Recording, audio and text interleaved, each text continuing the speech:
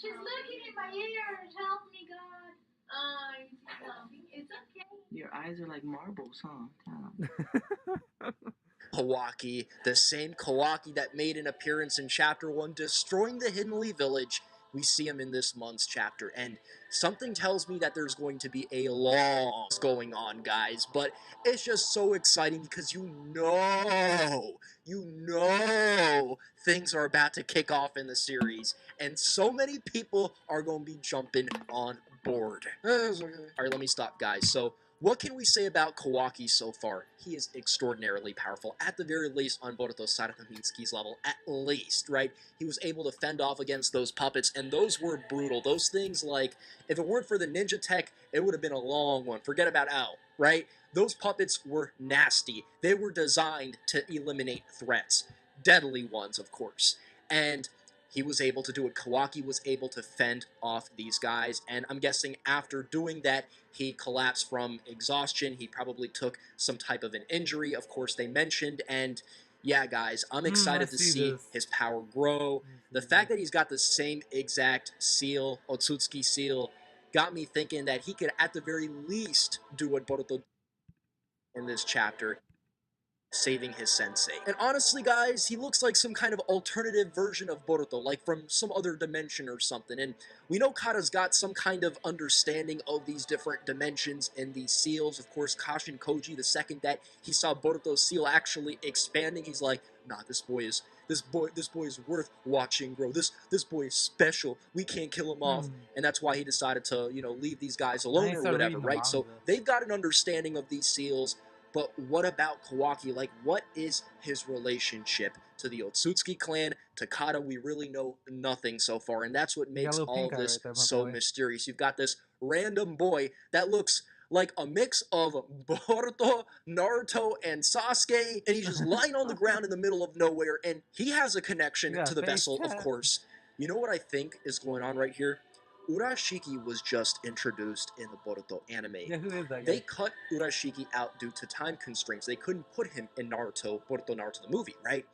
And who else was missing from Boruto Naruto the movie? Kawaki. Kawaki might have been the one to put Urashiki down, and he might have put Urashiki down in the same way that Boruto put Momoshiki down. He wasn't the one who did all the work. It was mostly some other, mysterious character that we don't know yet. But he was the one to finish Urashiki off for some reason, because I don't know. Again, guys, this dude feels like an alternative version of Boruto, like some kind of other dimension version of him. I don't know. They've got to tread very slowly with this character, because things in Boruto are getting hectic, alright? I can see why someone feels like this writing is lazy if they don't respect this concept. So let's hope Kawaki is going to be a dope-ass character that makes sense. His role makes sense in the Boruto world, right? And some people are saying that maybe Naruto should take Kawaki under his wing, and that'd make things like very, I'm guessing, climactic, since he's going to be the one to kill Naruto in the future, send him, his sensei, to this other dimension. Slow down, take it easy. You're telling me Naruto ain't going to be giving his own son attention, but you're going to be giving this rat attention, huh? What kind of crap is that, alright?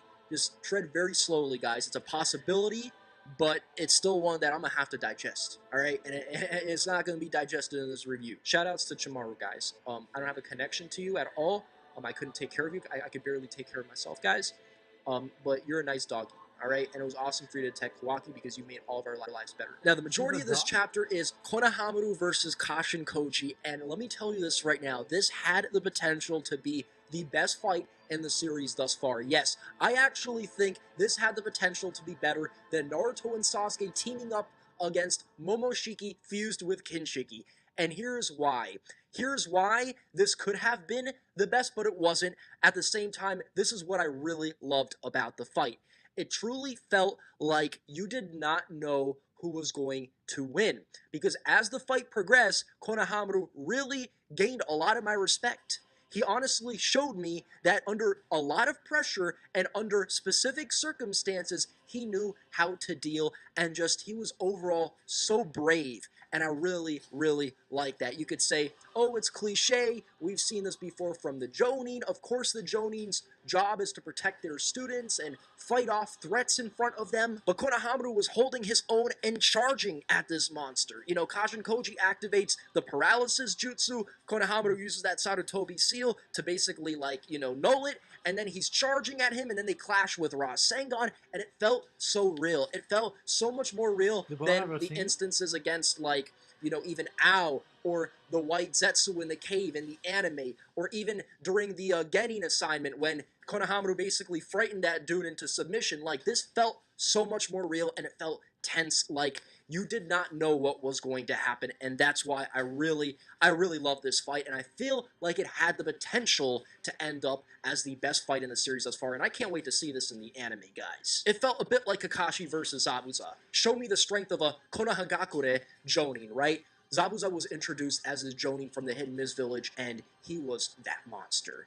Now it's Kashin Koji. Speaking of Kashin Koji, what are they doing with this dude? I don't know, but I love it, alright? For starters, he jumps down from that toad, and honestly, the way he was looking on top of that toad is very similar to how Konohamaru looked when he was on top of his giant toad during the Academy arc or whatever. So I think they're trying to make little similarities here and there between Konohamaru and Kashin Koji, and that's what actually made this fight so much more enjoyable. But for starters, this guy's outfit, alright? All them belts, that slick black design, I loved it, honestly. I really did. Kashin Koji has one of the coolest character designs so far in the Boruto series that I've seen. They are really building this dude up, and his connection to the Land of Fire keeps on increasing. He knows Konohamaru's last name, he knows who's Mitsuki's parent, he knows a lot about Boruto and Naruto. Granted, he thought that Naruto was the one who defeated Momoshiki, so he doesn't know everything, right? And that ultimately threw his plans off. That was part of the reason why he let these guys go, but he just knows so much. And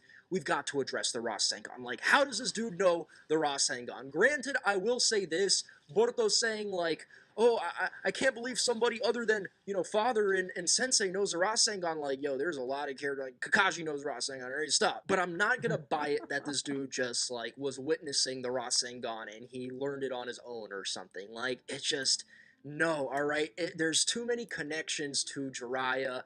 It's gotta be connected to Jiraiya, right? Minato taught Jiraiya Rasengan, and maybe somewhere down the line, you know, during Jiraiya's journey of seeking world peace throughout the world or whatever, he met this little boy, Kashin Koji or whatever, and taught him some things. I don't know, but so many jutsu that Kashin Koji's pulling out does have a resemblance to Jiraiya. Space-time placing that frog on Konohamaru so that he could activate those flames and incinerate the guy.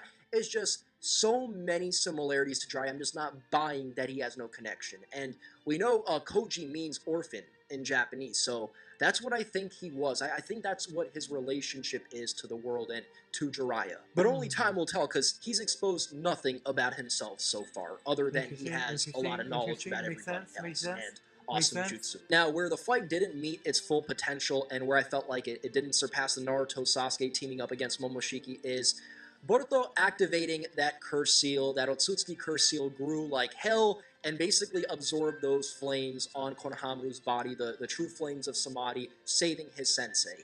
That felt very forced. It felt like it wasn't, like, thrown on us properly. I felt like they could have built that up a lot better. Does that mean Konohamaru should have maybe found a way to get rid of those flames on his body himself, taking some damage and still forcing Kashin Koji to retreat? I don't know. All I'm saying is Boruto activating that seal right in time, and I get it, this is his, like, version of the Jinchuriki power. It makes sense, like, Naruto relied on the Nine-Tailed Fox in very dire situations, very stressful situations. When his chakra reserves went low, he could rely again on those other chakra reserves. So this is going to be like Boruto's Nine-Tailed Fox. The seal saved him and his sensei, but they didn't soften the landing at all. They just, like, threw it on us, and that's where I have to say, like, even once we get a better understanding of this seal, they've got to execute the writing properly, and I felt like it was kind of forced. It could have grown a little bit more throughout the fight, as, of course, he was dealing with a lot of stress, and when Konohamaru's, like, body was all in those Samadhi flames,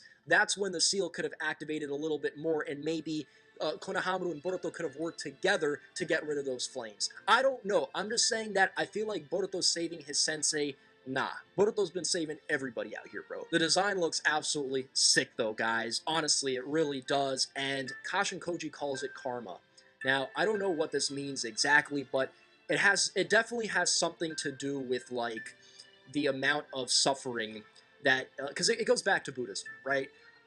Buddhism has inspired the Naruto story so much, so he calls it karma. I think it has something to do with like the seal kind of rushes to activate when there's like an over amount of suffering, like there's a threshold and there's a little bit too much suffering, so it kind of activates and deletes some of the suffering.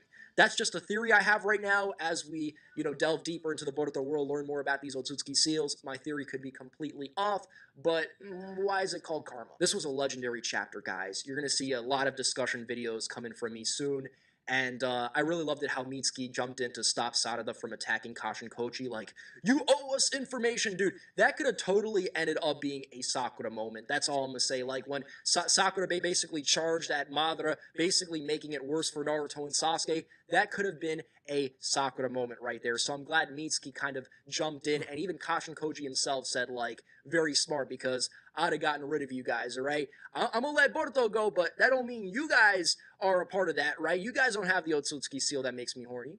Y'all are just a bunch of little kids. I can't even smash Sarada. As much as you guys try to make her look like a hoe, she's still underage. All right, that's what's going through Kashin Koji's mind. So yeah, guys, tell me what you guys think. Konohamaru and Kashin Koji really grew on me in this month's chapter, the both of them. And I'm super excited to see an encounter between these guys in the future, kind of like how Kakashi and Zabuza had multiple encounters. And yeah, I'm excited as hell for Kawaki, but they've got to tread slowly because they could botch him very easily. He's a very delicate experiment in this Boruto Naruto Next Generation, because we are dealing with a very peaceful world, and a guy like him is an anomaly. Remember that. She's looking in my ears. Help me, God.